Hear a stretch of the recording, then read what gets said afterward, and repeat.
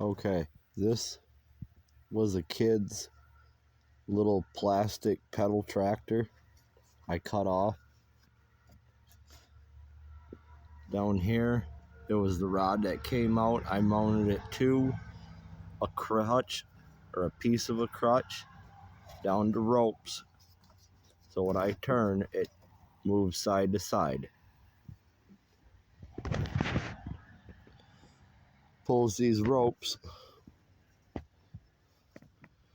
back here that I have tied onto a tine that goes on the back of a rototiller, just so it has the holes. This goes around the shaft of the motor.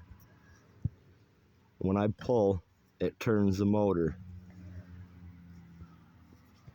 With this setup, I have to have the ropes crossed. If not, when I turn the steering wheel, it goes the opposite way. So with the cross in it, back there, the steering wheel turns the right way.